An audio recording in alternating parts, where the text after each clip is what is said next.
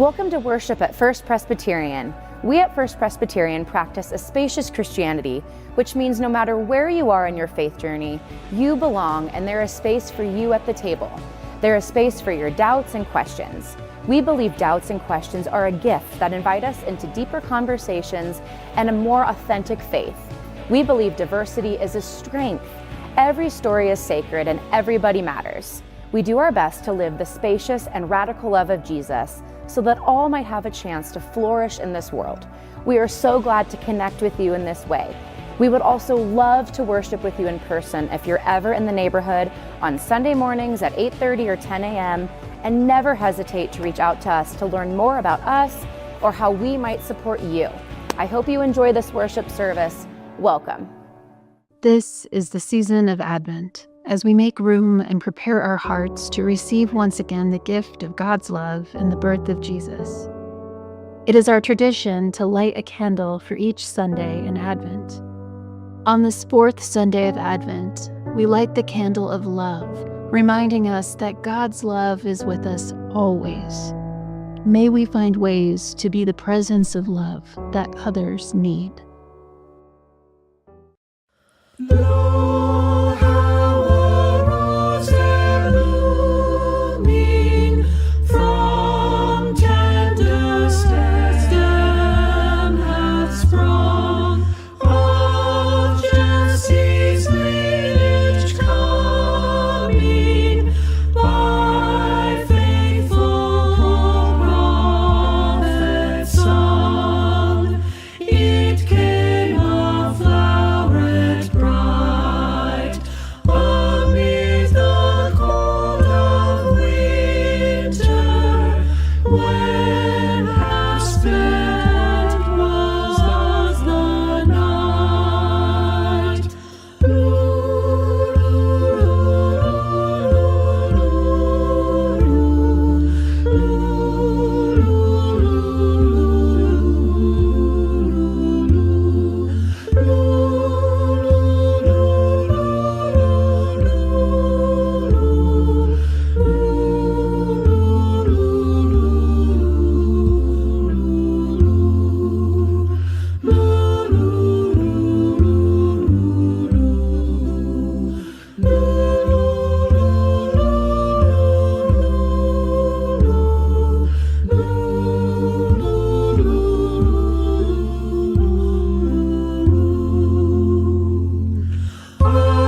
Isaiah 'twas foretold it, the rose I have in mind. With Mary we behold it, the Virgin other kind, to show God's love aright. She bore for us the Savior, when half spent was the night. Lo, how a rose blooming from tender stem hath sprung. Even now, we simply do not expect to find a divine love in a stable. Somehow, the setting is all wrong. The swaddling clothes too plain, the manger too common for the like of a savior, the straw inelegant, the animals smelly and noisy, the whole scene too ordinary for our taste. And the cast of characters is no better, with the possible exception of the kings. Who among them is fit for the night? The shepherds? Certainly too crude. The carpenter too rough, the girl too young, and the baby. Whoever expected a baby? Whoever expected the coming of God in a helpless child? Had the Messiah arrived in the blazing light of the glory of a legion of angels wielding golden swords, the whole world could have been conquered for Christ right then and there. And we in the church, to say nothing of the world, wouldn't have so much trouble today. Even now, we simply do not expect to face the world armed only with vulnerable love. But that is the gift we make room in our hearts to receive anew, the gift of love to bring to a weary world that no longer expects such gifts. Hello, my friends. My name is Morgan Schmidt, and I used to be one of the pastors here at First Presbyterian. Thank you so much for joining us this morning. I'm thrilled to be back with you all this fourth Sunday of Advent.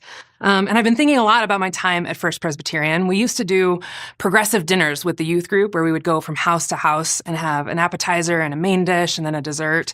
And what I've realized is I've become progressively a worse and worse dinner guest since I left you. Used to be a great dinner guest. I would just bring religion to the table. But then, of course, since then, I've added a political journey. So who doesn't want religion and politics at their holiday table? And then, when that didn't quite come through, I thought I'd go and work for the Red Cross and add disaster to my repertoire. So needless to say, if you need, an amazing dinner guest just to take the pressure off this holiday season, I am available, and the comedy comes free. So my first week at the Red Cross, I'm in my office. I don't really know much of anything yet at all, but I do know that when we have home fires in our community, Red Cross volunteers respond sometimes really, really quickly. And it was my first week, and I was getting text messages. Morgan, there's a house in your neighborhood that's on fire. Is your house okay? Just make sure everybody's all right. And I, quickly made sure, it wasn't my house, but it was a neighbor's house. And I step out of my office, I look at my colleagues, and I just say, we do something, right? We're supposed to do something. And my friend looks at me and she just goes, Morgan, don't worry, they're already on the way. And that's my feeling about this Advent season when we practice this season of waiting for something good that's already on the way. I need Advent this year. I don't know about you, but even the original story, maybe not that relatable for us. Obviously, in the time of Jesus, a story of a people who have an imagination for a world that looks something like God's dream for humanity, where equality and justice are the law of the land, and people are treated with dignity and respect, where people have a chance to flourish and not just get by. But instead, they're living under a brutal empire led in that region, by a maniacal, self-serving tyrant. And it seems as though things not only are not okay, but won't be okay. Nothing we can relate to in this season. But I need a time to practice that imagination, that belief that light can come from darkness, that life can come from death, that we can go from just barely getting by to flourishing, that that's possible for us, and that all will be well. Our Jewish friends call this sort of dynamic the already and the not yet, and we live in the tension of where we already are and that hope and longing for what can be, for the world that we can imagine creating together with God. And so how do we hold that tension? That's what this whole Advent season is for, is figuring out how we hold that tension between what is and what can be, and how we figure out waiting for the good that's on the way, but not yet arrived. As part of my work with the Red Cross, I had a chance to deploy to Lahaina just after the wildfire there. And true to form, like a former youth pastor would, I was in a hotel lobby, and one of the residents who evacuated from Lahaina was sitting there. She's like probably a 16-year-old young woman.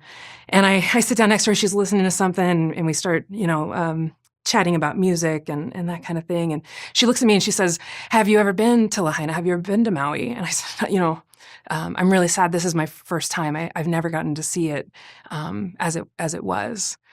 And this young woman just looked at me square in the eye with nothing but hope in her eyes. And she said, well, Front Street's closed right now, but you'll have to come back when it's open again. And it was the most beautiful moment of the already, not yet, in the midst of tragedy and disaster and the unthinkable. But this young woman already had this imagination that what was didn't have to be what would be, and that there was hope about restoration and making things new again. And I can't wait, hopefully to go back and visit as healing continues from that particular disaster. Like I said, I'm really fun at dinner parties. But everybody knows holidays, and that's why I'm so glad the church calendar has this season of Advent. We can do a day of celebration, and it's awesome. But I feel like to learn hard things, sometimes we need practice. And I don't know about you, but for me, waiting is a hard thing. And I think probably most of you would agree with me. Whether it's in small ways or in big ways, waiting is not our specialty in our society. One of my favorite stories, when I first started at First Presbyterian, Stephen invited me to hold space during a service for some moments of silent prayer and reflection. And those of you who know me know I'm a bit of an extrovert, struggle with silence and reflection. Maybe not the most pastoral thing, but that's who I am and how I'm wired. And I'll never forget getting up to the front. It was early in my time with our community, and set us up for that moment of reflection. And then I waited, and I felt like I was waiting an eternity, like an awkward time. And instead, Stephen's in the front row just saying, wait, just mouthing to me, just quietly, because he knew I would need help remembering to give people time to actually be present to that moment without rushing through, without wanting to get to the end, without trying to just soothe my anxiety about waiting. So for big things like, how is this a story of love? And a story of how love is going to win when things around us maybe indicate sometimes that the waiting will go on and on and on. How do we start to believe that this isn't the end of the story, but that when love wins, as Stephen would say, that is when the story concludes, only when love is winning. So even if things are going great for us right now, and there are those of us right now for the holiday season, you're having a beautiful time, and I'm so thrilled about that. Nothing wrong with that, but I also want to acknowledge that there's a lot of us who maybe find this to be a season of darkness reflected in our weather and the long, dark nights. But we all have to practice this waiting because we know those seasons will come for us. And if it's not a season you're in right now, you get to walk alongside somebody for whom it is, I bet. We're waiting because we have this sense when we practice Advent that something's not right, that all is not well, but that it will be. And it takes so much practice to believe that. We have to practice if we're going to believe that God or love or something holy is on the way and hasn't abandoned us. And I need more than a day, more than just a holiday. I don't know about you. I need a whole season to practice with just whispering to myself that the not yet will be worth it. So I'm fun at dinner parties. And the Hallmark movies this time of year will never tell us about waiting, about the tension, about what to do when things don't seem like they're going well, like it doesn't seem like love will win. Maybe Wicked would tell us that, but not the Hallmark movies, And so love, how do we think about love thriving in this tension of what is and what will be? Because love is messy, right? There's no roadmap to it. But it does show up when everything falls apart. It does show up like light in the darkness. It shows up in disaster. It shows up when we're not sure what we're waiting for. Love meets us there. This is kind of how I feel about lighting. I don't know if any of you agree with this, but lighting's important to me. And I can't stand like harsh overhead lighting or sort of that blue tinted lighting that just makes everything look really stark and just, I guess, harsh is the word I'd use for it. I love like thoughtfully curated, warm, cozy lighting. Like in my house, there should never just be like one big light, but many small lights. So you can kind of set the tone of the room, set the ambiance a little bit. And lighting matters, just like love always matters, even in the daylight, even when things are going well, even when the scene is perfectly set. A little bit of lighting makes all the difference in the world. But lighting really matters. Love really matters in the dark. Me lately at a party has been kind of a bummer. I actually ran into someone a week ago at a party that I hadn't seen in a long time. And I don't know if you're in this season, but I don't want you to feel alone if when you update people on your world right now, it just feels like a bummer, because we all have those seasons and love finds us in the midst of it. But this person I ran into said, how's it going? And I said, well, I got my heart broken this year, so I'm really not that great. And then he said, well, how's work going? I heard you were in Asheville doing hurricane response.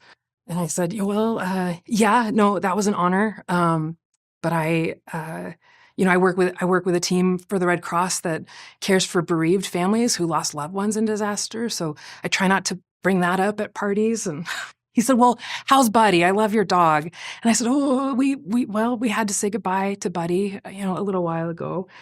And he said, well, you love dancing. Dancing's so life-giving for you. How's dancing been? And I said, well, you're not going to believe this, but I've injured my foot and I'm benched from dancing for a little while.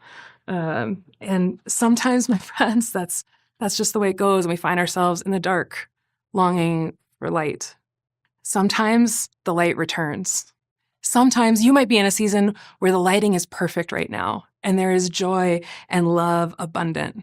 And sometimes it's so dark, we just want someone to find us with light and with love. And I promise you, my friends, love is the light that will find you. Love says good news is on the way, and it won't always be like this. Because we are people who show up and we ask, what is the work of love that is ours to do?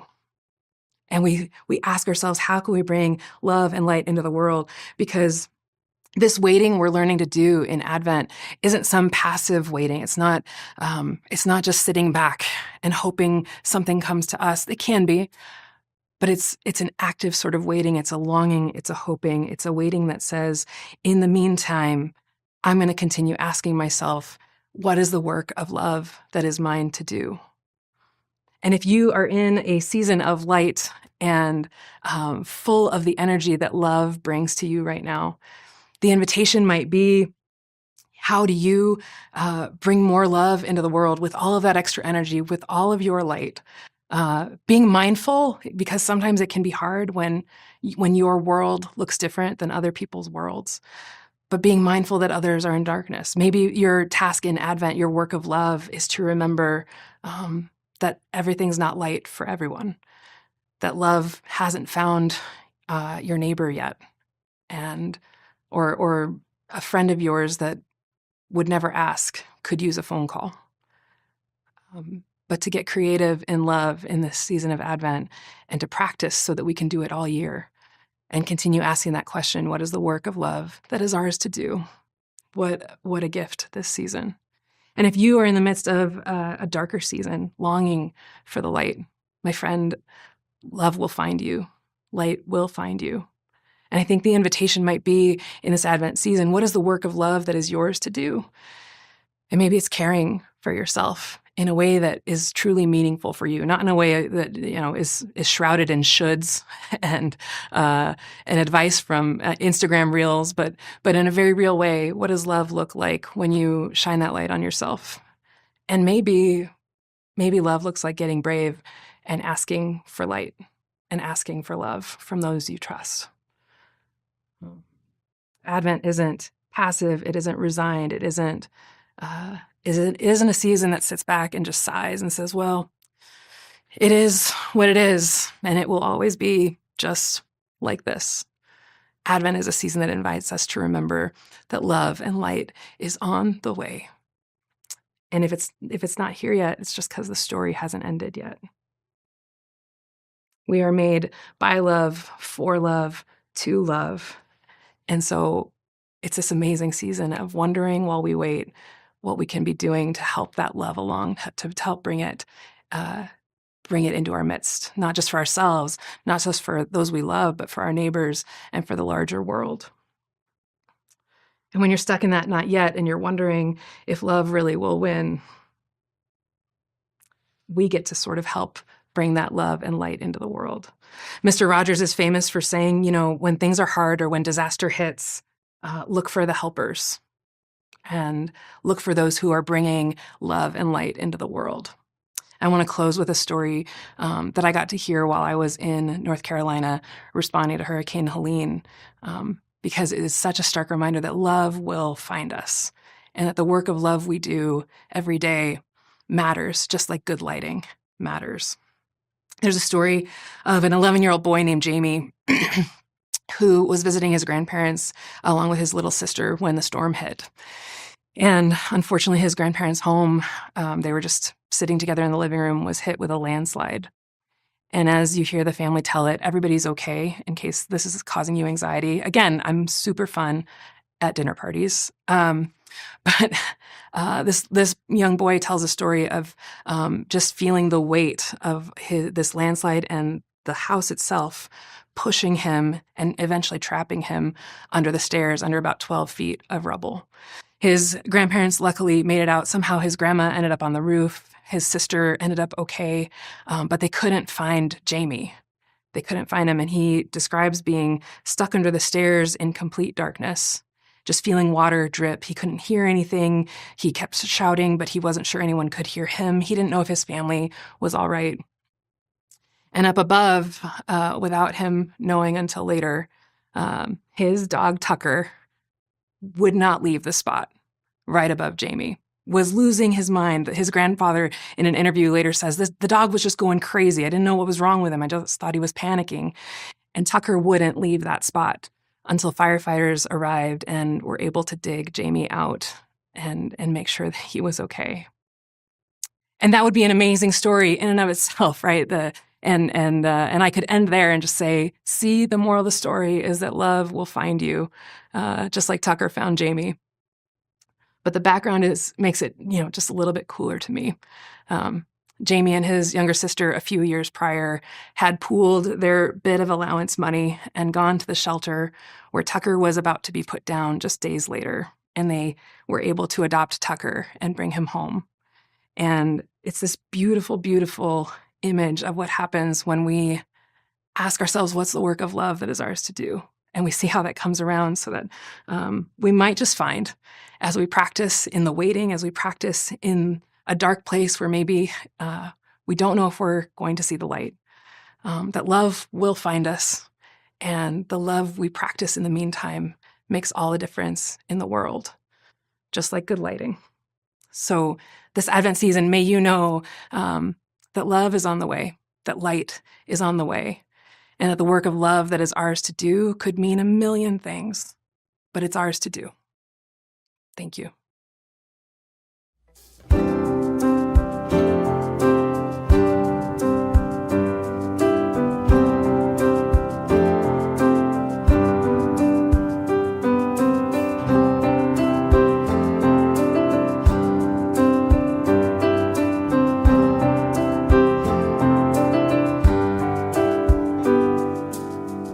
Step down from heaven, humbly you came,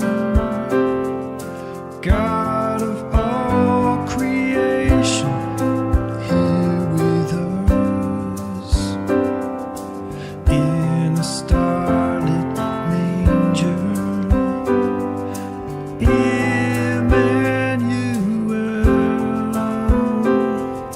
Light of the world, here to save.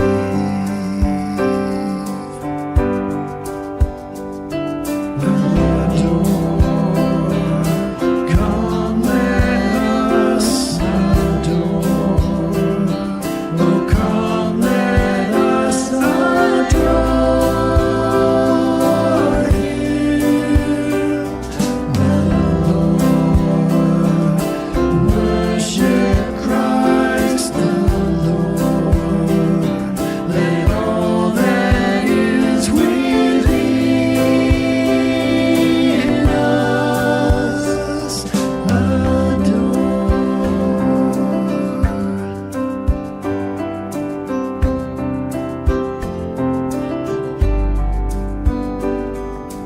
Wise men bring their treasures,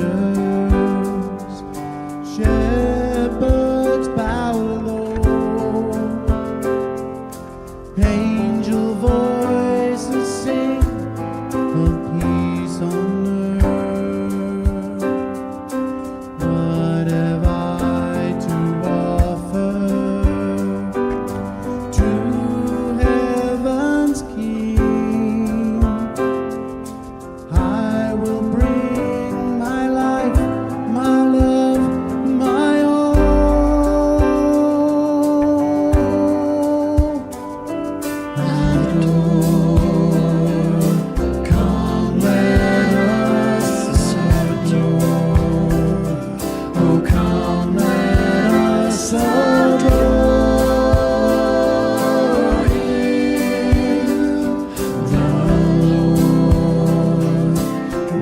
worship Christ the Lord.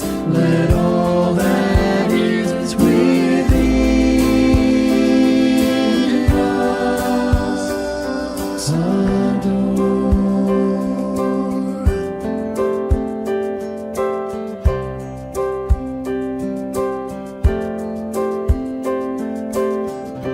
Angels sing, praises ring to the newborn King. Peace on earth, be with us, joy awakening.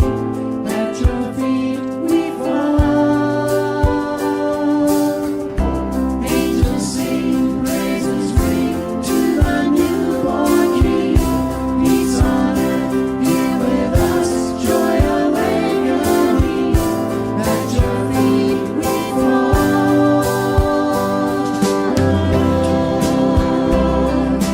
Come let us adore. Come let us adore Him, the Lord. Worship Christ the Lord. Let all that is within us adore.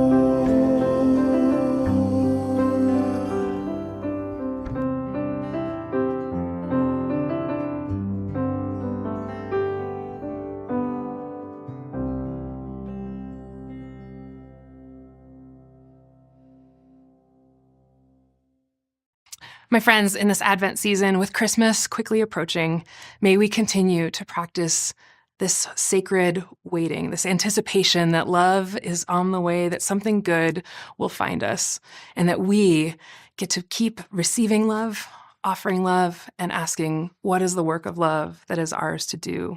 Whether we find ourselves in broad daylight and beautiful lighting, or whether we find ourselves in the dark, longing for the light. May you always know that love and light will find you and that goodness is on the way. Thank you so much for joining us, and we hope you enjoyed this worship service. If you would like to make a donation, helping make these podcasts possible, or support the many ways First Presbyterian seeks to serve our community, you can make a financial gift online at bendfp.org. Every week, we hear from someone thanking us for the gift of these broadcasts and what a difference they make. Your support makes that possible. Our church is committed to reach beyond our walls, bringing hope where there is despair and love where it is needed the most. Your generous support helps us to be generous in love. Go to our website, bendfp.org, and click on the link Give Online. Your support is really appreciated and makes a difference in people's lives. Thanks again. I hope to see you next week.